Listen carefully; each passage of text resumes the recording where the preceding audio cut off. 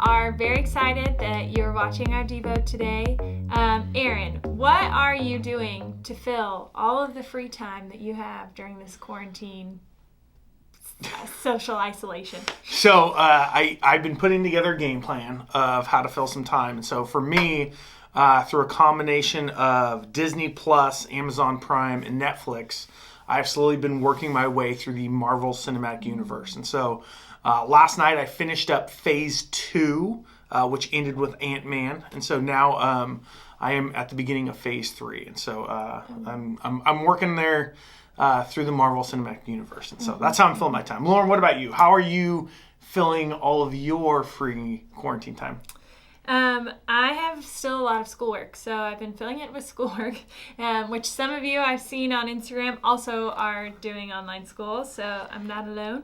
And then I've also been building puzzles with my roommate, which is really fun. We enjoy puzzling. All right, so just some announcements for you guys. We are going to be trying something a little bit different this week where we want to do more Instagram live videos, and we are sort of publishing what we're doing each day, what it looks like for the week. So check out our Instagram so you can see our posts, see when we're going to go live and what we're going to be talking about. So just make sure that you're following us at rivercity_HSM.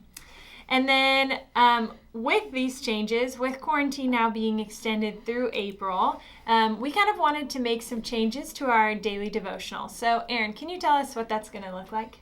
Yeah, so what we've decided is we want to work through a book of the Bible. And so we're going to be working through the book of 1 Peter. And 1 Peter is a letter written by Peter, who is one of the disciples of Jesus. And he writes this letter to the Christians living kind of spread out throughout Asia and the Middle East. We're going to be working through 1 Peter each day. And so today is our first day. And so we're going to be looking at just a couple verses that you guys are going to see in the Devo. Peter starts this letter off with just kind of an introduction. And in there, he kind of highlights a couple things. And there's one that I want to camp on today that we're going to be talking, and that is obedience. Peter talks about, as a Christian, we should have this obedience to Jesus. Now, I think sometimes when we think of that word like obey or obedience, sometimes there's like a negative connotation because we think of like submitting to someone else. And for me, I think back to like coaching football.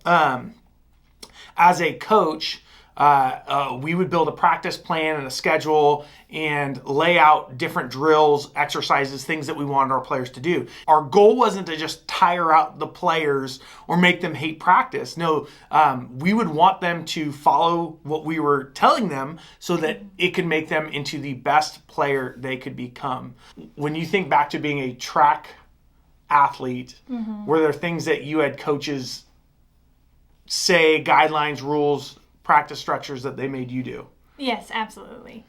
One of the craziest ones was my diet. My coach made me eat 200 potatoes, 2 jars of peanut butter, and 2 dozen eggs a week. That's 200 potatoes a week? Potatoes. That's a lot of potatoes. Yeah, I put on like 45 pounds. Okay, so now the goal of those guidelines that a coach would put on an athlete is to help them be the best athlete they could be. And so when we think about this obeying, think of it from this idea that Jesus, when he gives us things to do, when the Holy Spirit guides us, he's not demanding our obedience as some dictatorship ruler. What he desires is what's best for us because he loves us. And so he gives us things to do so that when we obey those, we can live within his will and have the best life possible for us. And so think through that. Check out the Devo in the description as you think through obedience. Yeah. All right. Have a great day, guys. See ya.